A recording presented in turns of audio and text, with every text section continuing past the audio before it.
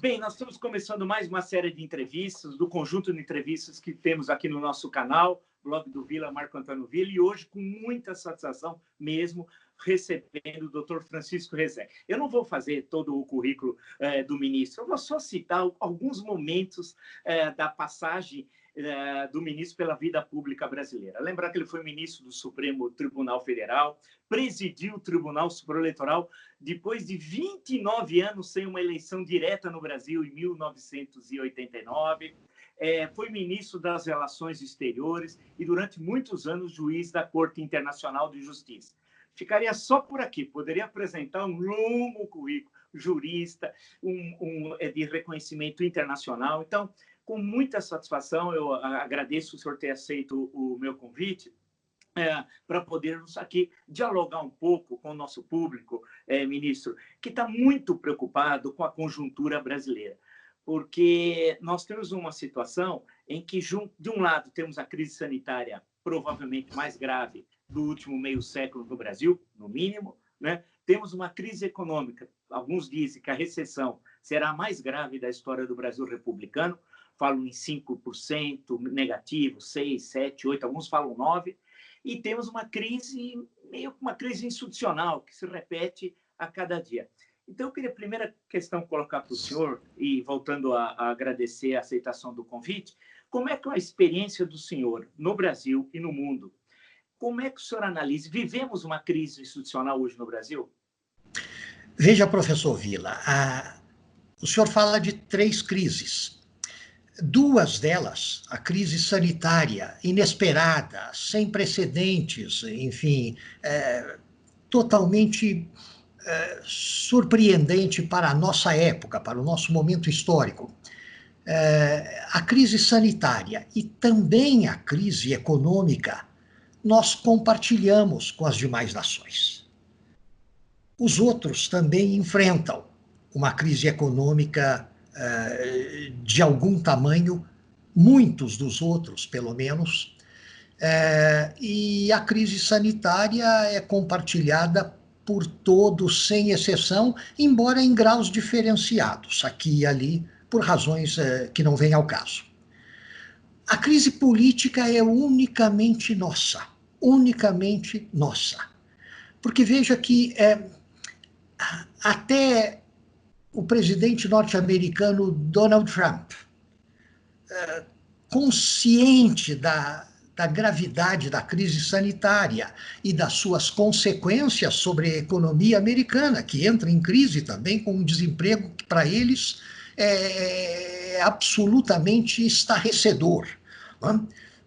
Até mesmo o presidente Donald Trump tomou as medidas necessárias em matéria de ação governamental, providências, convivência com os demais poderes e com os governos estaduais daquela federação, e tomou providências não apenas ativas nesse domínio, mas também uma importantíssima providência passiva, no caso dele, que foi a continência verbal, a arte de se calar numa hora em que o uso da palavra por pessoas, enfim, pouco versadas na comunicação, né, tem resultados ruins, tem resultados negativos.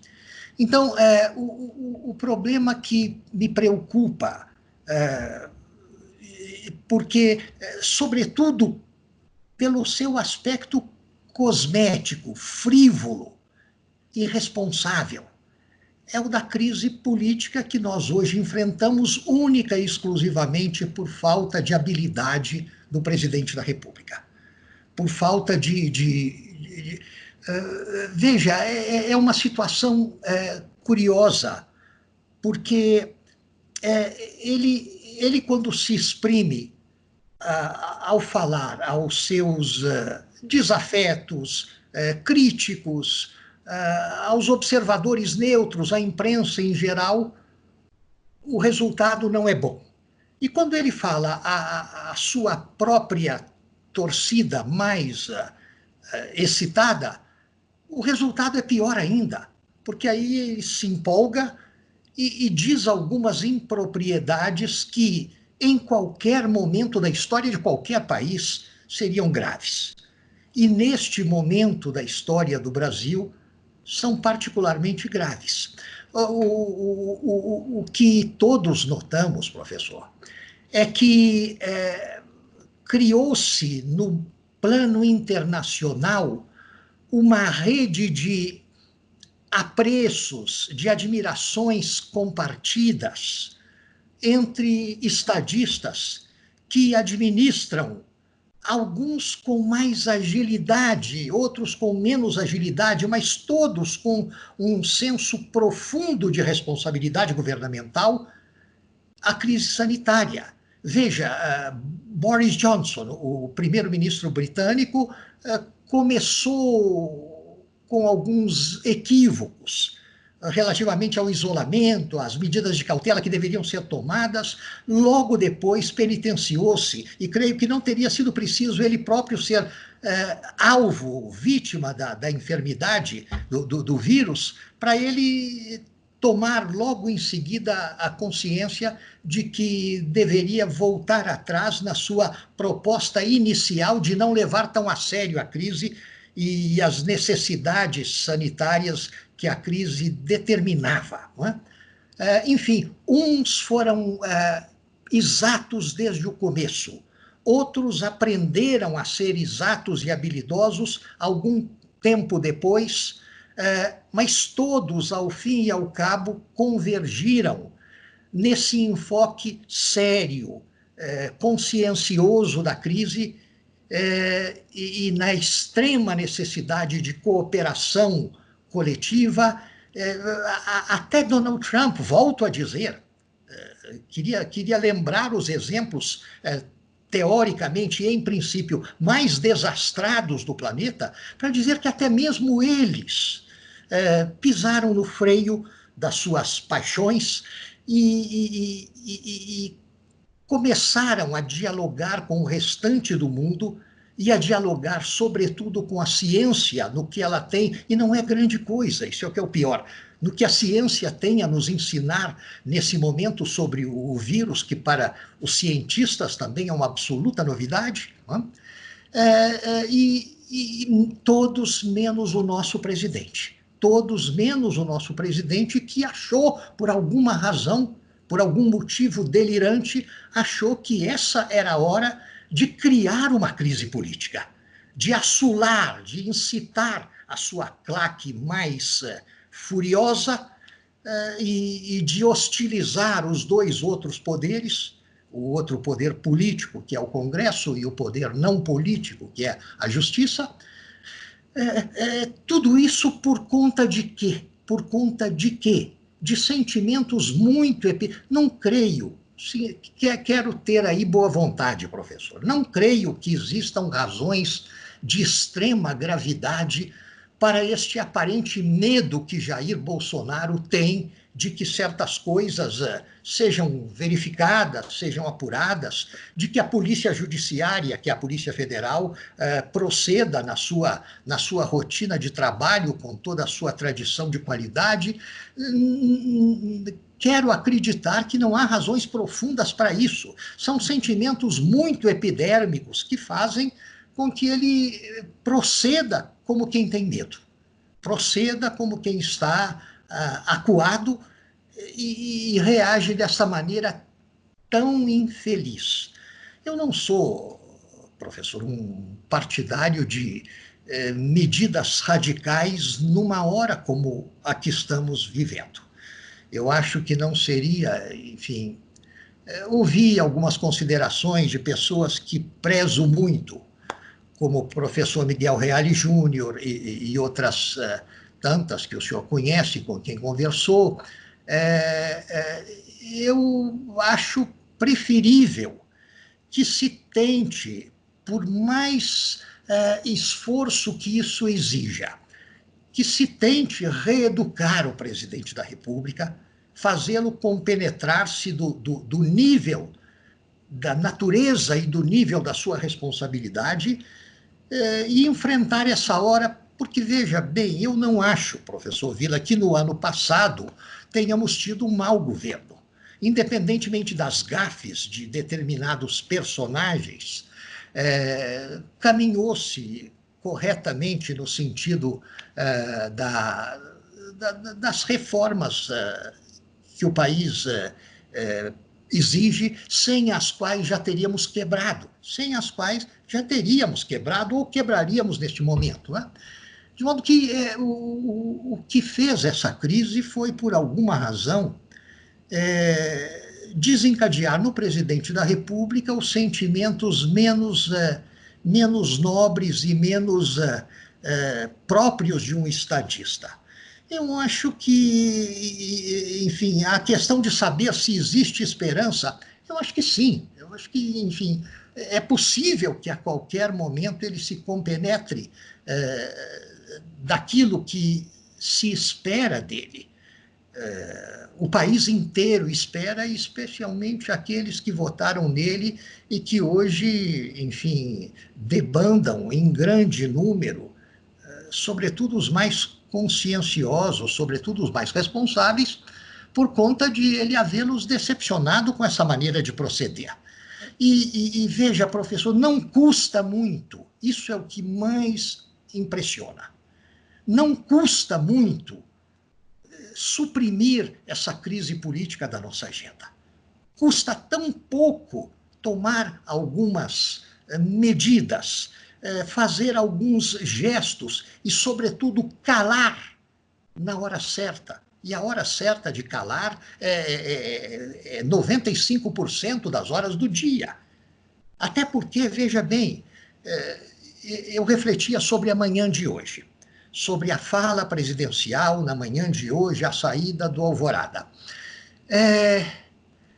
Por que o presidente da República tem que se empolgar e se exceder naquele diálogo direto com os circunstantes, alguns dos quais são seus apoiadores entusiásticos, outros dos quais são membros da imprensa que estão ali para obter informações? Mas por que ele tem que se exasperar daquela maneira? Não existe, santo Deus, não existem pagos pelo Tesouro Público funcionários no Palácio do Planalto cujo dever é exatamente esse.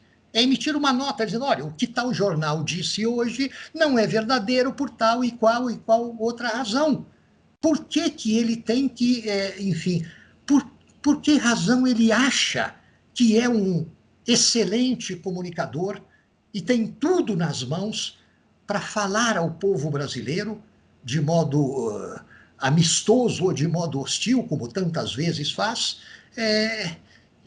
dessa maneira, criando um problema do qual não temos nenhuma necessidade e que só faz, enfim,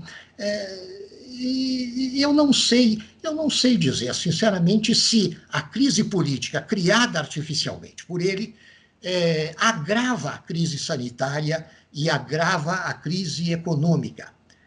Mas essa crise política artificial nos desmoraliza perante o resto do mundo, numa hora em que o Brasil não merecia estar no pelourinho, estar no banco dos réus, como aquele país desgovernado. Não merecemos isso. É preciso que alguma coisa aconteça aí, por estar longe do governo e das pessoas que o compõem, especialmente a pessoa que ocupa hoje o cargo que eu ocupei um dia no governo, o Ministério das Relações Exteriores, eu não sei o que pode sair daí, e eu não sei em que medida alguns membros do Ministério, não todos, decididamente não todos, mas alguns membros do Ministério poderiam fazer aquilo que os cristãos chamam uma obra de caridade, e tentar chamar à ordem o presidente da República, antes que ele transforme essa crise artificial, essa crise cosmética, num drama de grandes proporções. Ele conta para isso com um Congresso que hoje parece mais articulado do que em momentos do passado, melhor administrado do que em inúmeros momentos da sua história. Temos um Supremo Tribunal Federal em que, apesar de desavenças domésticas ali dentro, é um tribunal que tem perfeita consciência das suas responsabilidades. Não é como alguns pensam, um tribunal invasivo, um tribunal usurpador de competências. Não, o Supremo, todos nós sabemos, só fala quando é instado a fazê-lo, só fala quando vão lá e cobram. Não é culpa do Supremo se, em tantas e tantas ocasiões, membros do Congresso Nacional atravessam a praça e vão ao Supremo tentar resolver lá aquele problema que deveriam resolver politicamente dentro do próprio parlamento.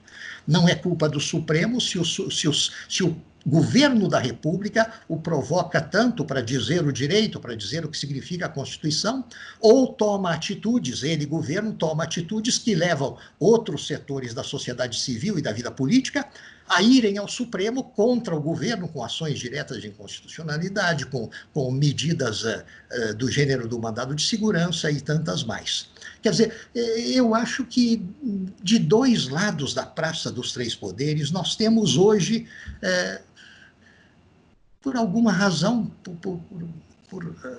pelo fato de, enfim, talvez termos algum merecimento diante da história ou da divindade, eu acho que dos dois lados outros da Praça dos Três Poderes, nós temos hoje algum equilíbrio, alguma sensatez, e que o presidente da República, já nem digo o governo, mas o presidente da República deveria tentar corresponder a isso. Que ele parasse para pensar em qual é a sua motivação para criar esse clima de guerra civil verbal. Qual é a sua motivação, qual é a sua necessidade?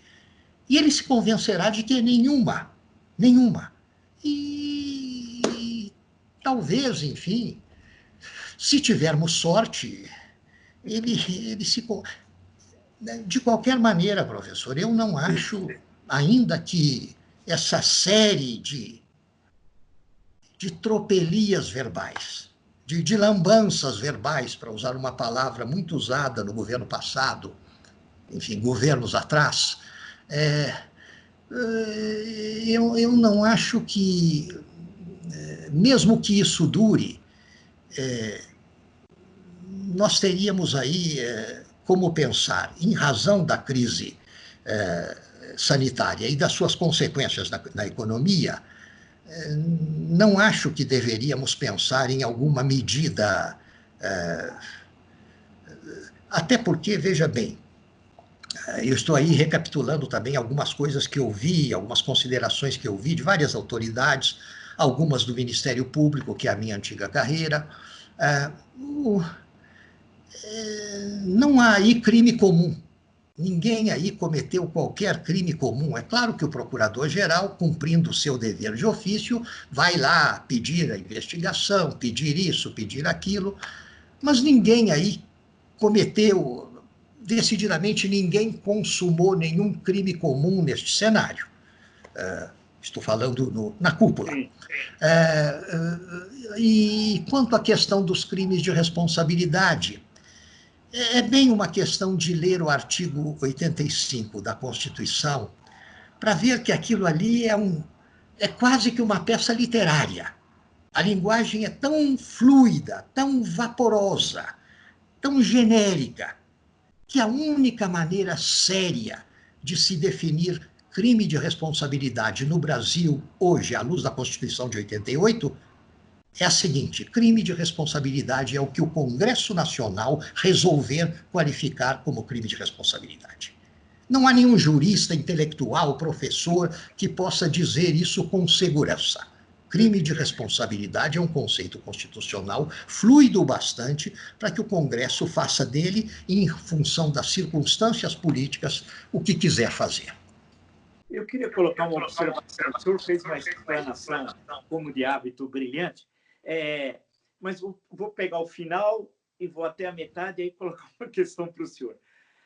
O Sérgio Abranches, no livro Presidencialismo de Coalizão, belo livro, ele diz o seguinte, que no Brasil, no presidencialismo brasileiro, impeachment virou voto de censura no parlamentarismo, né? Quando caiu o gabinete. Então, o impeachment virou no presidencialismo brasileiro quando um governo não tem maioria no parlamento, acaba caindo. O que ocorreu em 1992 e o que ocorreu em 2016. Mas essa é uma questão que daqui a pouco eu estou reservando para colocar para o senhor. Mas o senhor falou a questão internacional, eu queria ir para essa questão internacional e retornar ao Brasil. E por quê? Porque o senhor é um jurista de reconhecimento internacional, um grande especialista, o senhor foi ministro das Relações Exteriores num momento complicadérrimo do mundo. O Muro de Berlim tinha caído no ano anterior, 9 de novembro de 1989. O senhor assume a 15 de março de 1990. A Guerra Fria está se desagregando, a União Soviética se desagregando, não sabia se teria uma comunidade de estados independentes, aquilo também se desagrega, está vendo aquelas mudanças. Então, o senhor tem experiência de estar ali no olho do furacão. E eu queria que o senhor pegasse, por favor, a experiência do senhor daquele momento e olhasse agora, 2020. Muitos falam que nós vamos ter a CDC antes do coronavírus e depois do coronavírus. Bem, o mundo vai ser como é que nós, o Brasil, dentro desse cenário, quando o senhor fez referência a um isolamento, a forma como o Brasil está tratando, o governo federal, a questão do coronavírus não está sendo tratado assim no mundo, excetuando a Bielorrússia, Turcomenistão, todo mundo está tratando de outra forma, de uma forma científica, essa questão. A minha preocupação é o seguinte, desculpe a longa colocação, nós teremos vários problemas para enfrentar. Eu acho que, de um lado, será que estamos isolados diplomaticamente com as posturas que estamos tomando, inclusive na OMS? 2, temos o acordo União Europeia-Mercosul, precisa passar pelo Parlamento Europeu e por 27 parlamentos nacionais. A China, certamente, não sei se vai retalhar, mas pode olhar o Brasil com um olhar diferente do que antes da crise do coronavírus. Pode ser que Biden vence, hoje é possível, pelo Colégio Eleitoral norte-americano, que os democratas têm chances reais de vencer as eleições. Essas quatro questões que são profundas, evidentemente, desculpa, eu sei que são complexas, é motivo até de uma longa aula, como é que o senhor acha que o Brasil, com esse governo, com esse ministro das Relações Exteriores, e o senhor passou por lá e fez uma gestão brilhante, como é que nós vamos nos posicionar? Professor, começando pelas suas primeiras palavras, a questão do impeachment como variante presidencialista da moção de desconfiança num regime parlamentar. Eu estou lembrado, todos nos lembramos de que quando se começou a cogitar naquele primeiro semestre de 92, logo depois que eu deixei o governo e fui sucedido por Celso Laffer, uma figura notável também, mas deu-se então aquela entrevista de Pedro Collor, à revista Veja.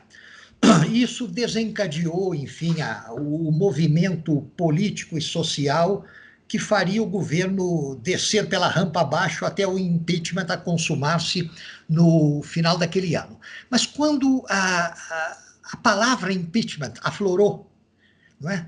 Todos se lembraram de que havia praticamente um único livro escrito sobre impeachment, era o de Paulo Brossard, meu saudoso colega e amigo, e o livro em que Brossard analiticamente dizia tudo sobre o que é o impeachment numa república presidencialista, terminava com uma consideração que é mais ou menos essa.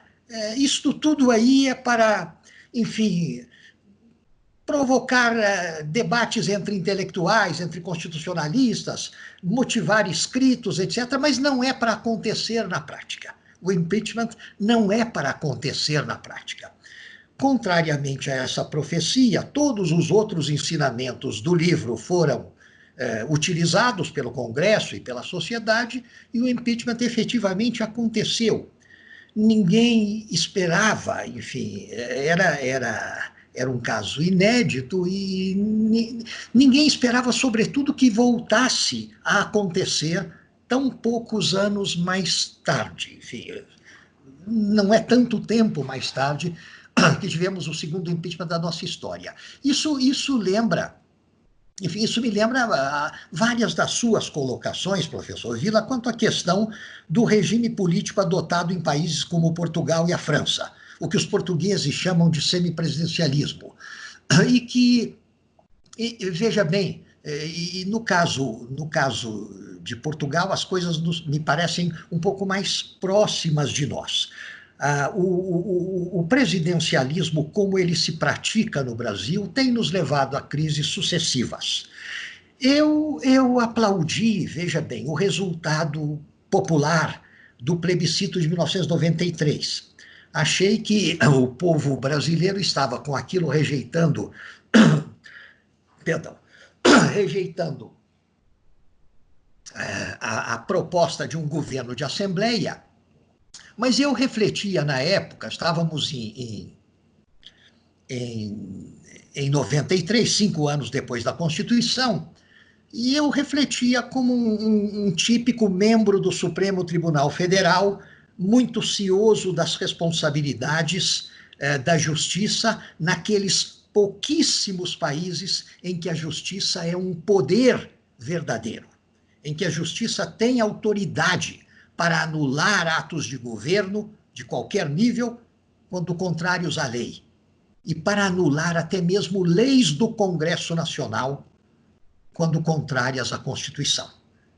Isso faz os franceses e tantos outros povos em tantas outras democracias subirem pelas paredes de pavor, não entendem que criaturas não eleitas diretamente pelo povo possam exercer algum tipo de autoridade, de poder corretivo sobre os poderes eleitos diretamente pelo povo. Mas, enfim, depois de muita reflexão, porque isso aconteceu há quase 30 anos, depois de muita reflexão, achei que a minha prevenção contra o parlamentarismo era unicamente por isso, pela unificação do poder em torno da maioria parlamentar, da qual o governo é apenas uma comissão executiva, de que se retira o tapete a qualquer momento.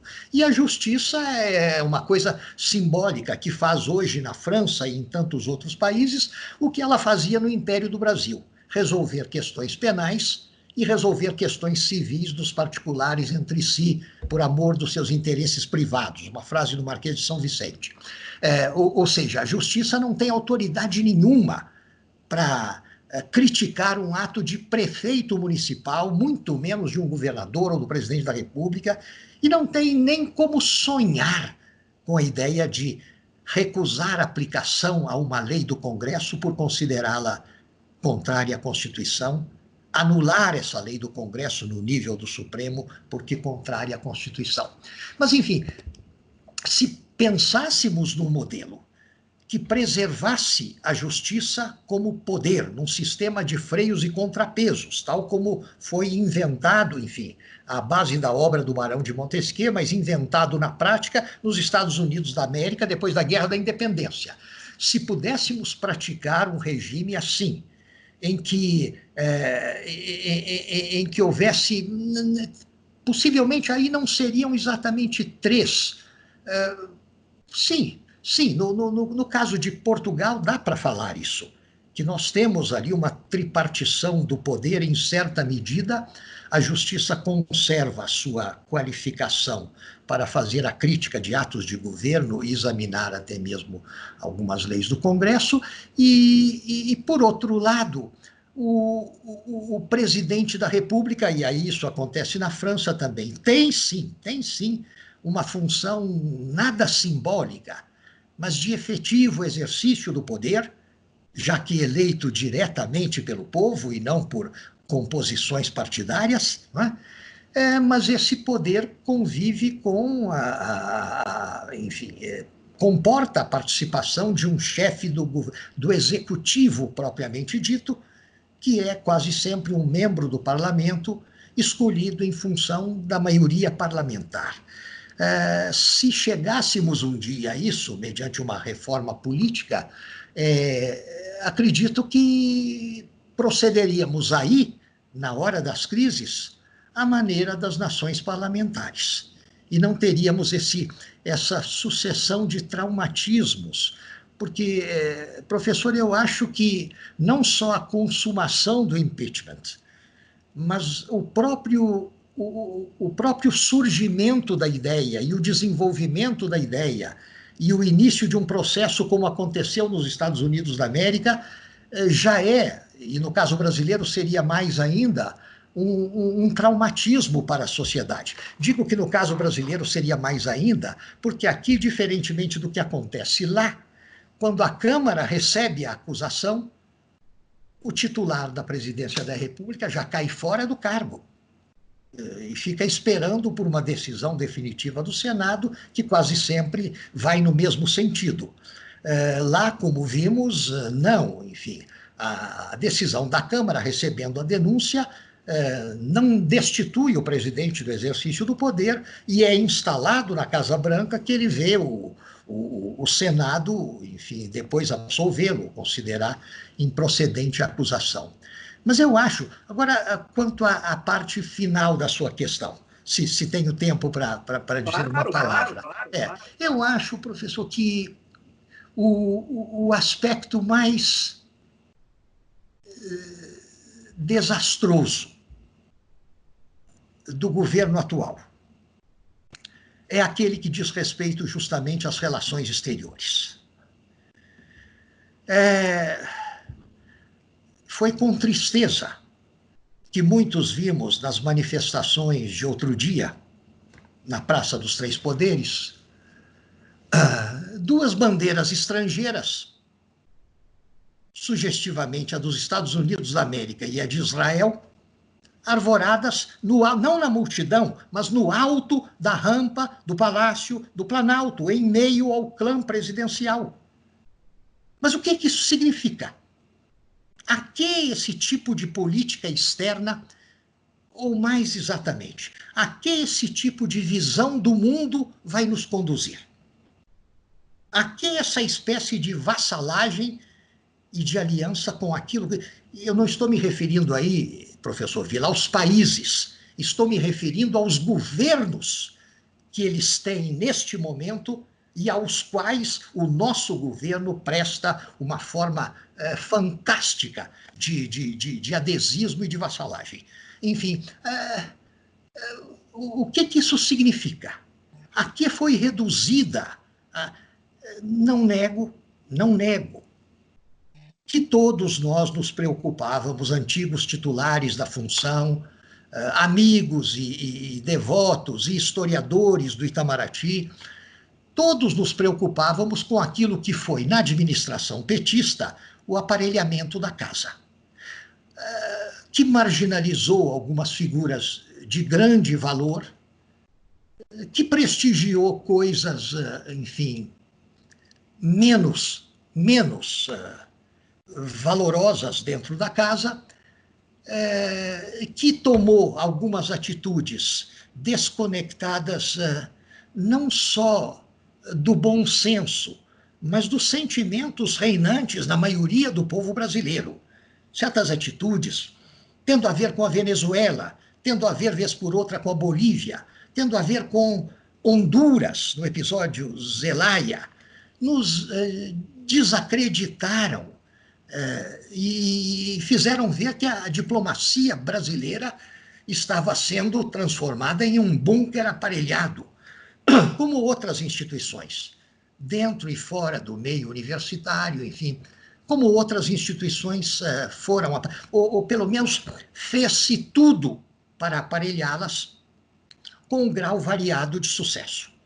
Você lembra certamente da tentativa da lei relativa aos meios de comunicação, enfim. Bom, ninguém poderá negar, portanto, que a administração anterior, não estou contando aí o governo Michel Temer, mas a administração anterior à qual a atual se contrapõe firmemente. Não vou negar que aquela administração também fez coisas fantásticas e negativas para várias instituições de Estado, entre elas as relações exteriores, entre elas o Itamaraty. Mas o fato é que agora nós estamos sendo orientados, o país está sendo dirigido num sentido não menos radical, embora do outro lado, não autoexplicado, não condizente com nada. Porque, veja, a política de esquerda do Itamaraty petista tinha alguma relação com postulados anteriores da casa, ao tempo do chanceler Silveira, ao tempo de Santiago Dantas, ao tempo do próprio Afonso Arinos, enfim, ao passo que isso que estamos vendo hoje não tem nada a ver com nada, desde que Pedro de Bragança proclamou a independência e fundou o Império. Não víamos nada assim. Aliás, a diplomacia do Império era exemplar na sua qualidade. Bom, então eu não sei realmente, respondendo a sua última questão, professor, eu não sei onde vamos parar, porque parece que esse setor, a casa não tem como reagir. E a verdade é que a sociedade brasileira, sobretudo em horas muito difíceis, não acompanha com atenção o que se passa no domínio das relações exteriores. E não tem o hábito de fazer essa crítica. Houve momentos, sim, eu me lembro do meu período, me lembro do romper da década de 90, de quando, enfim, eclodiu a guerra do Iraque, e alguns adesistas foram lá, inclusive vizinhos nossos, e o Brasil não foi, e se manifestou de um modo muito equilibrado sobre aquilo, e vimos todos naquela ocasião que a sociedade brasileira, mesmo nos seus estratos mais simples, acompanha, quando é chamada a fazê-lo, acompanha a nossa política exterior e a aplaude quando ela traduz sensatamente os sentimentos generalizados do povo brasileiro. Não acho, entretanto, que neste momento os brasileiros estão com tempo, energia e cabeça, diante do que anda acontecendo, para prestar uma atenção maior à questão das relações exteriores. Mas este é um problema muito grave. Este é um setor do governo onde, mais do que na educação ou na questão de costumes, nós estamos vivendo uma hora muito sombria. Vou colocar uma questão para o senhor, porque o senhor está dando uma aula para nós, então todos que nos acompanham certamente vão se sentir privilegiados, porque o senhor está fazendo uma verdadeira aula. O senhor fez a referência ao Império, à política externa do Império, e eu estava até lendo outro dia o Pandiaca Lógeras, a política exterior do primeiro reinado, lá, e eu estava aprendendo, porque tinha uma série de questões do primeiro reinado que eu desconhecia da política externa, o longo trabalho, em 3 volumes, né, ele fazendo uma exposição. Mas aí eu vou pegar o período regencial e parodiar o Bernardo Pereira de Vasconcelos. O Bernardo, do seu estado, de Ouro Preto, nasceu em Ouro Preto, o Bernardo Pereira de Vasconcelos disse, em certo momento, precisamos parar o carro revolucionário. Nós podemos parodiá-lo e falar, precisamos parar o carro reacionário, né? Em relação às instituições. Eu fico pensando o seguinte, o senhor esteve no Supremo Tribunal Federal por 2 vezes, que é caso único na história da República Brasileira. Qual é o papel hoje, em meio a esse cenário que o senhor desenhou? Na primeira parte da nossa conversa, um cenário nacional. Na segunda parte, um cenário internacional, posição do Brasil extremamente preocupante. Qual é o papel do Supremo Tribunal Federal? Eu disse ao Correio Brasiliense, meses atrás, que o Supremo, enfim, sempre eu o vi, mesmo quando estava lá, como um arquipélago, no sentido de que nós éramos pessoas diferentes em quase tudo. Na história de cada um, alguns vindos da academia, outros da política, outros do Ministério Público, outros da carreira judiciária, outros da advocacia militante, mas apesar de várias diferenças na formação, às vezes na tendência política. Havia pessoas mais conservadoras e pessoas mais progressistas, para usar uma palavra da época, e da diferença, sobretudo, de método. Nós sempre tivemos no Supremo pessoas capazes de dizer em 5 minutos aquilo que outros precisam de 45 minutos para dizer, e capazes de escrever em 3 páginas aquilo que outros precisam de 150 páginas para escrever. Mas, apesar de todas essas diferenças, nesse arquipélago, as ilhas eram reunidas pelo propósito. Nós todos tínhamos uma mesma visão daquilo que queríamos para o Brasil no futuro, daquilo que queríamos que fosse o destino deste país e, por que não dizê-lo, dos demais países também, aquilo que prevíamos para o mundo. Eu costumava dizer que nos anos da Corte da Haia, eu notava que não era bem assim. Nós tínhamos uma convivência exemplarmente fidalga, tínhamos origens diferentes, formações diferentes, etc. Mas eu não conseguia dizer na Haia, como dizia no Supremo, que nós visávamos a um objetivo comum. Que nós, 15, na Haia, tínhamos a mesma ideia do que seria, do que deveria ser o direito internacional no futuro, do que deveria ser o esquema de poder no mundo do futuro, a divisão de competências, a partilha do poder e a construção da sociedade internacional do futuro. Enfim, o que eu, como brasileiro, imaginava não era bem o que imaginava a minha colega britânica ou meu colega japonês. O Supremo hoje continua sendo um arquipélago, vários de nós repetimos isso ao longo dos anos. Agora, eu acrescentei uma expressão, é um arquipélago de 11 monocracias, porque eles estão, por força das circunstâncias, por força do excesso de trabalho, e eu reconheço que, depois que saí, o trabalho que já era árduo aumentou muito nas suas proporções e se tornou mais difícil, mais delicado, eles são mais vulneráveis, mais expostos. Mas é um arquipélago de monocracias no sentido de que, para atender a essas necessidades, a essa carga brutal de trabalho, inventaram ali mecanismos como as decisões monocráticas. Essa palavra quase feia, monocrática, a decisão, é o que eles estão sendo obrigados a tomar no dia a dia por falta de condições para levar tudo ao conhecimento do plenário. Por causa disso, o tribunal se torna vulnerável. Tenho notícia de que o ministro Marco Aurélio, um dia desses, terá dito que seria preciso, numa hora assim, vincular decisões do tribunal a um conceito, pelo menos, de maioria.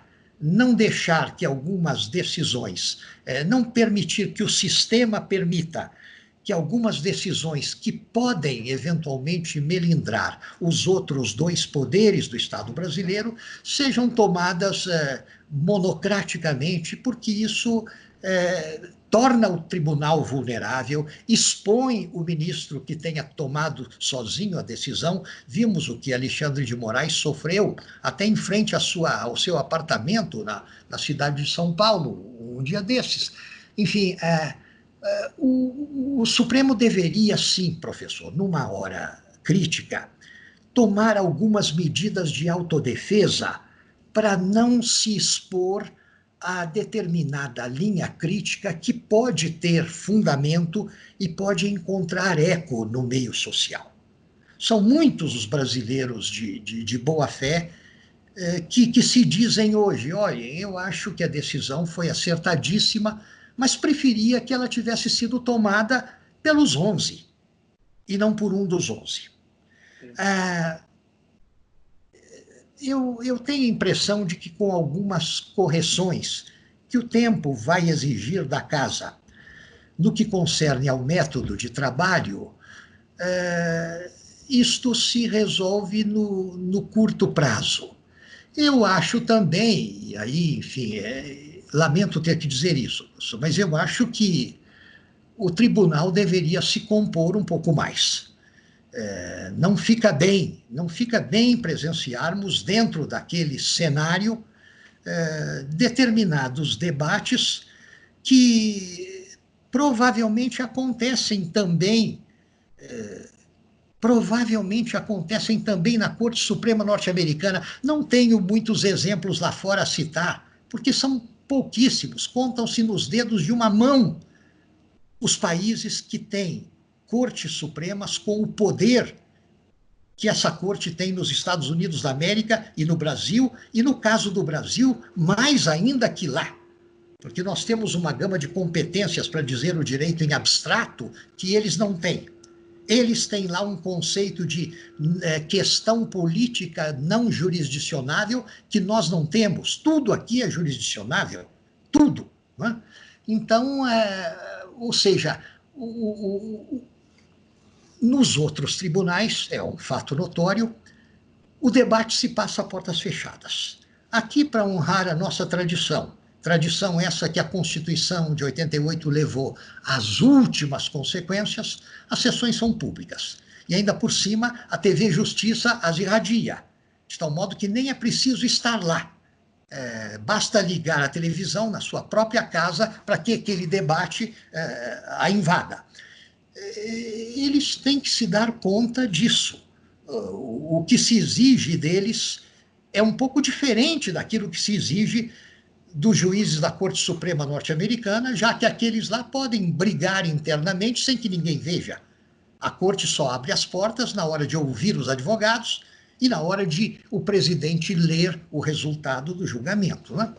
Enfim, vários episódios da história recente reveladores da humanidade, não mais que isso, reveladores da humanidade e portanto, das óbvias imperfeições do ser humano no debate dentro do Supremo Tribunal Federal, tornaram o tribunal vulnerável. Qualquer pessoa se julgou intitulada a dizer que aquilo ali está virando um barraco, que aquilo ali está perdendo a compostura, e isso não é bom. Isso não é bom, não é justo que assim seja. Mas para que isso não prossiga, é preciso que o tribunal se dê conta de que ele não deve se expor, visto que ele é o único tribunal neste planeta cujos debates são levados à casa de todos os brasileiros, no exterior também, e cujo comportamento, então, tem que ser naturalmente mais contido. Vou entrar numa outra questão, ministro, mas só uma resposta, se fosse possível, sim ou não. O senhor é contra a TV Senado? A TV Justiça? A transmissão das eleições? Não, eu não sou contra. Sou contra. Eu acho que... primeiro, professor, eu acho que a pergunta só faz sentido no plano acadêmico, porque isso é irreversível. Sim. Ninguém verá em momento algum... do ministro Marco Aurélio Melo que criou a TV Justiça. Foi. Ninguém verá jamais o presidente do Supremo ir a público e dizer, olha, acabou a TV Justiça, não teremos mais filmagens das nossas sessões plenárias. Não, a TV Justiça é irreversível. E ela, a meu ver, é uma coisa boa. É uma coisa boa porque, entre outros, são lições de direito, são lições de debate jurídico, quase sempre de altíssimo nível, revelando, no momento em que o tribunal se encontra quase sempre dividido, revelando a variedade das posições que, à luz do direito, consciências diferentes podem assumir. Né? Acho que isso é uma boa coisa. Agora, eu tenho a convicção de que, quando começou a operar a TV Justiça, o tribunal deveria ter organizado algumas sessões de autopreparação para isso. Não estamos mais sozinhos naquela sala de Brasília, onde algumas almas penadas vão, no final da tarde, assistir ali O ministro Oscar Correia, no seu tempo, se perguntava às vezes o que fazem no final da tarde brasiliense, isso nos anos 70, 80, nos anos 70 para 80. O que fazem esses cavalheiros que sentam lá na sala de plenário quando a sessão já vai para terminar, etc. Que será que é isso? E depois ele chegou a uma conclusão. Não eram advogados, não eram partes interessadas em processo algum. É que os voos de Brasília e para Brasília eram poucos. Então, para voltar para São Paulo, ou para o Rio de Janeiro, ou para Belo Horizonte, ou para onde quer que fosse, havia um voo às 6 da tarde, um outro às 7, um outro às 8. Então, o ministro Oscar Correia entendia o seguinte: são pessoas que vieram resolver problemas aí no Ministério das Minas e Energia, da Educação, né? E que, para não irem para o aeroporto, ficar lá, vem aqui, tem ar-condicionado, vem os velhinhos debatendo o direito, etc. É mais interessante do que ficar no aeroporto. Mas, enfim, foi-se o tempo em que o debate era aberto somente a quem ia lá. Hoje a frequência é bem maior do que no passado, vão turmas e turmas de estudantes de direito e de outros, enfim, interessados, né? Mas a TV Justiça leva isso a todas as casas. E eu acredito piamente, primeiro, que nunca vai mudar isso. Segundo, que é uma coisa boa, apenas lamento que eles não tenham se convencido desde o início que isso exigia uma forma muito especial de comportamento. Não poderiam continuar procedendo como se estivessem num debate fechado da Corte Suprema norte-americana, ou mesmo num debate aberto, mas ao qual comparecem 12, 15, 20 pessoas no máximo. Perfeito. Deixa eu colocar uma última questão para o senhor. O senhor, em certo momento da nossa conversa, o senhor se mostrou até um otimista, achando que era possível que o presidente da República pudesse controlar um pouco a sua fala, a sua ação, e especialmente nesse momento tão difícil que o país vive. Mas o que ele demonstra nos últimos meses e nos finais de semana em especial, parece que os sábados e domingos são terríveis, é uma ação sistematicamente batendo de frente com a Constituição, fazendo as lives, apontando para o prédio do Supremo, fazendo acusações a ministros. Você chegou lá porque era amigo, isso fazendo uma referência ao ministro Alexandre de Moraes, conhecido e extremamente respeitável como constitucionalista e toda a sua carreira, né, no Ministério Público, depois aqui em São Paulo, secretário de Justiça e Segurança Pública, e ministro da Justiça, e agora ministro do Supremo Tribunal Federal. E esses são sucessivos os ataques. E aí eu fico me lembrando um pouco, o senhor estava falando aí da história da América Latina, que muitas das nossas questões é quase aquela dicotomia. Eu estava lendo um pouco antes hoje aqui de conversar com o senhor, um pouquinho sobre a história da Argentina nos anos 60, né? Quando o Mitre vai assumir a presidência, depois é sucedido pelo grande, eu tenho admiração pelo Domingos Sarmiento, a questão justamente a questão de civilização e barbárie. Nós vivemos muito nessa dicotomia civilização e barbárie, que é o clássico, para muitos, o grande clássico do século XIX latino-americano, é o livro Domingos Sarmiento e tal. Bem, a questão que eu coloco para o senhor é o seguinte: será que aonde nós colocaríamos o presidente Jair Bolsonaro? Na civilização ou na barbárie? Eu acho, professor, evitando a polaridade civilização-barbárie, eu colocaria a coisa de um outro modo, não menos divertido. O presidente da República hoje no Brasil é uma vítima deste casamento perverso entre o excesso de entusiasmo, o excesso de autoconfiança e a escassez de leituras. Ele, sobretudo, revela que não leu a Constituição no que ela tem de mais educativo. Veja que outro dia, no alto da rampa do Palácio do Planalto, entre 3 bandeiras nacionais diferentes, Ele brandia o quê? A Constituição, dizendo: eu vou fazê-la respeitar, eu vou honrá-la. No que ela diz que os três poderes são independentes e harmônicos. Sim, mas não é só isso que a Constituição diz. Há uma porção de outras coisas, e em nome de uma dessas outras coisas foi que essa decisão de Alexandre de Moraes foi tomada. Enfim, era preciso unicamente que ele, nessa competição tão terrível entre civilização e barbárie, onde ele inconscientemente se coloca, em cujo centro ele inconscientemente se coloca. É preciso, eu acho que seria mais do que bastante que ele procurasse se informar um pouco mais.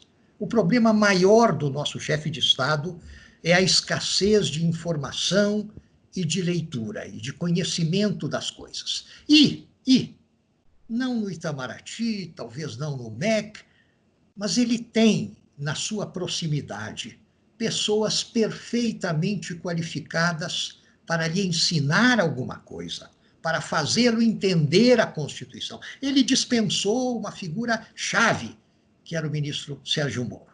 Mas ele tem ainda pessoas qualificadas para aconselhá-lo, para acalmá-lo quando necessário. E o mais importante, portanto, seria que essas pessoas se compenetrassem de que têm o dever de salvar a própria face perante a história. Ninguém perdoará esses membros mais qualificados e mais sensatos do governo por terem se omitido de instruir de algum modo o presidente da República, né, privando-o das más companhias e das más leituras, como dizia o catecismo de antigamente, e tornando alguém capaz de fazer aquilo que se espera do chefe de Estado num regime republicano presidencialista: pacificar o país, né? Tornar o país, sobretudo em hora crítica, um espaço de convivência civilizada entre as pessoas, e não um espaço de luta, um espaço de competição permanente, um espaço de agressão. Eu acho que não é um objetivo difícil de alcançar. Neste ponto, sou otimista, esperançoso. E vamos ver o que o futuro nos reserva. Olha, ministro, agradeço muito, muito. Mais do que uma entrevista, isso aqui foi uma aula magna que o senhor deu ao tratar do Brasil, do mundo, de questões do mundo jurídico, político, histórico, né? Lembrou personagens importantes da história do Brasil, personagens do Supremo. O senhor lembrou o senador e depois ministro Paulo Brossard, e justamente do livro, até então único, sobre a Lei 1079, de 10 de abril de 1950, né?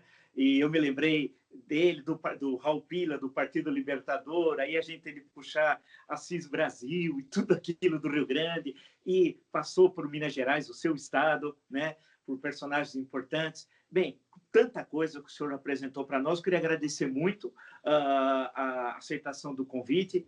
Acho que todos nós que vão acompanhando a entrevista, tiverem acesso ao meu canal, vão aprender muito, não só os alunos de Direito, todos os brasileiros. O senhor deu uma aula, mais do que uma aula sobre Constituição, leis, uma aula de cidadania. Muito obrigado mesmo.